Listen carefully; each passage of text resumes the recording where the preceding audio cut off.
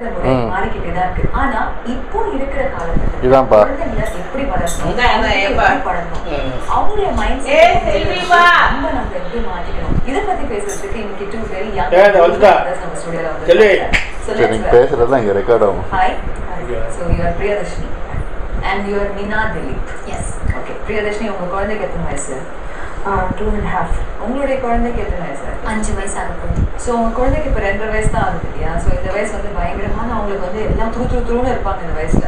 So என்ன மாதிரி mistake பண்ணியிருப்பான் அவன்? எப்படின்னா வந்து ஒரு பேஸ்ஃபுல்லாக சொல்லிக்கிட்டே போகலாம். எப்படின்னா ஒரு சின்ன விஷயம் எடுத்துக்கிட்டிங்கன்னா எப்படின்னா அவனுக்கு ரொம்ப பிடிச்ச ஒன்லி கேம் என்னன்னா அவனுக்கு பால் தான். என்ன பண்ணுவான்னா தூக்கி ஓங்கி இங்கே ஹால்லேருந்து என்ன பண்ணிருக்கோம், hall will be it's clean and empty.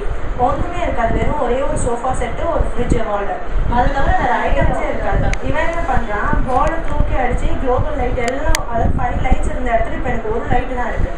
So உங்கள் பையன் எந்த மாதிரி மிஸ்டேக் பண்ணுவான்? நேர் ஆப்போசிட் அவங்க சொன்னதுக்கு. ஏன்னா இவங்க ரொம்ப குவைட்டு. இவங்க சொல்ற மாதிரி ஓடி ஆடி தூக்கி வீசி அந்த மாதிரி ஒன்றும் பண்ண மாட்டான். உங்களுக்கு இருக்கிற இடமே தெரியாது, ஆனால் குவைட்டாக ஏதாவது ஒன்று பண்ணி வச்சிருப்பான். நம்ம எக்ஸ்பெக்டே பண்ண முடியாமல் எங்கள் வீட்டில் வந்து பூபி ட்ராக்ஸ் மாதிரி இருக்கும். அவங்க வாட்ச் ஸ்டெப் திடீர்னு நீங்கள் போய் உட்காந்தீங்கன்னா ஏதாவது குத்தும், பார்த்தா ஷார்ட் எவ்வளோ இருக்கும். இல்லைன்னா தண்ணி அங்கங்கே தண்ணி ஊற்றி வைக்கிறது அவங்களுக்கு ரொம்ப பிடிக்கும்.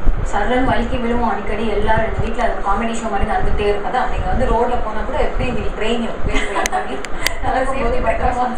கரெக்ட். ஸோ ஒரு தடவை கேஸ் அந்த மாதிரி தண்ணி ஊற்றி வச்சுட்டா போய் பற்ற வைக்கிறோம் எரிய மாட்டேங்குது. பர்னர்லாம் கைட்டு பார்த்தா ஃபுல் எட்டுதான். அவர் ரொம்ப இஸ் வெரி இன்னோவேட்டிவ். ஒரு ஸ்டூலை எடுத்து போட்டுக்குவார், இல்லைன்னா பக்கத்துல இருந்து ஒரு பக்கெட்டை வந்து கவுத்து போட்டு அது மேலே நினைக்குவார். So it's very resourceful. உங்களுக்கு அவங்க பண்ணுற விஷயம் வந்து சரி பயங்கரமாக கோவம் வர விஷயங்கள் இருக்கா?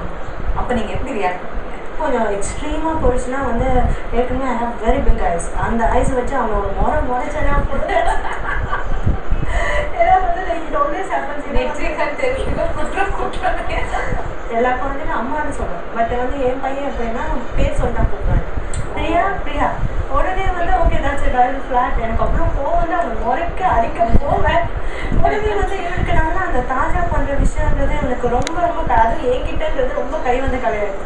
அவங்களுடைய பையன் அந்த மாதிரி பண்ணும்போது உங்களுக்கு ரொம்ப கோவம் வரும், ஆனால் அப்படியே டக்குன்னு அது அந்த ரியாக்ஷன் மாறிடும் இல்லையா? யூஸ்வலாக இந்த மாதிரி ஏதாவது அவன் பண்ணி வச்சிருந்தா ஏண்டா திருப்பி சொன்னதையே செஞ்சுக்கிட்டே இருக்கு அப்படின்னு நான் பல்ல கடிச்சிட்டு சொல்கிறத பார்த்து அவர் வந்து ஸ்வீட்டாக ஒரு ஸ்மைல் கொடுப்பாரு. அந்த ஸ்மைலை பார்த்து அப்படி உருகிடுவேன். அதுக்கப்புறம் ஒன்றுமே சொல்ல முடியாதுங்க, அவ்வளோதான். அவன் தெரியும் அதை வந்து ஒரு வார்த்தை சொல்லியாச்சுன்னா நாங்கள் ஒன்றுமே சொல்ல மாட்டோம். சரி பரவாயில்ல போ அப்படின்னு சொல்லிட்டு எல்லாத்தையும் அள்ளி வாரி போட்டு அடுத்த வேலையை பார்க்கறது தான்.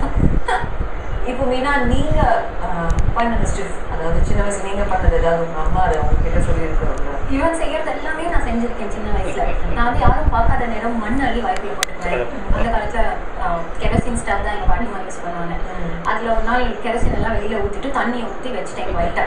அவங்க பாவம் வந்து ஏத்துறாங்க அது எரியவே இல்லை. திறந்து பார்த்தா உள்ள தண்ணி. அப்பதான் கண்டுபிடிச்சாங்க, ஓஹோ இதுதான் வேலைதான் அப்படின்னு. ஸோ இந்த மாதிரி நிறைய நானும் பண்ணியிருக்கேன். அம்மா எப்படி ரியாக்ட் பண்ணிப்பாங்க, ஏதாவது உங்களுக்கு ஞாபகம் இருக்கா?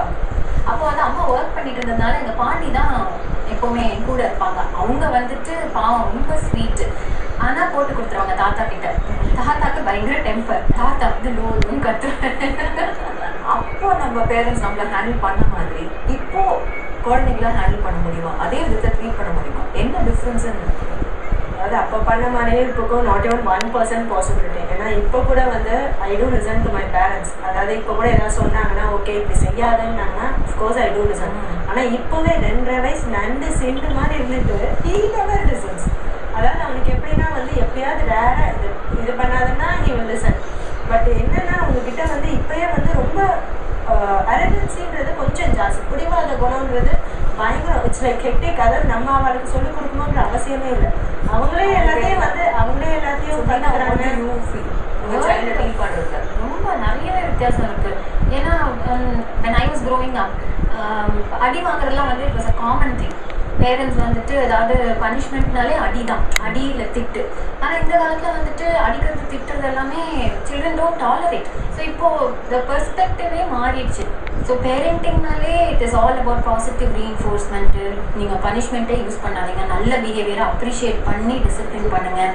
அந்த மாதிரி தான் இப்போ சொசைட்டிலேயே எவ்ரிபடி எக்ஸ்பெக்ட்ஸ். ஸோ அதை மீறி நம்ம எப்போவாவது தெரியாமல் திட்டோமோ இல்லை பனிஷ் பண்ணிட்டோமோ இல்லை அடிச்சிட்டோமோனாக்கா it becomes like a black mark.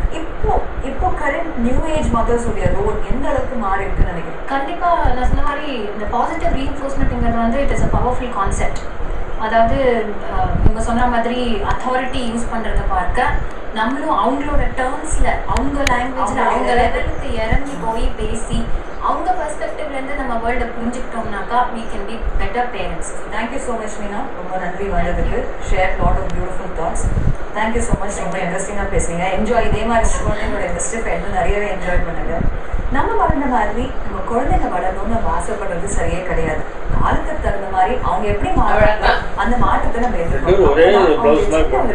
அவங்களுடைய குறும்புகள், விஷயங்கள் இது எல்லாத்தையுமே நம்ம என்ஜாய் பண்ண முடியும்.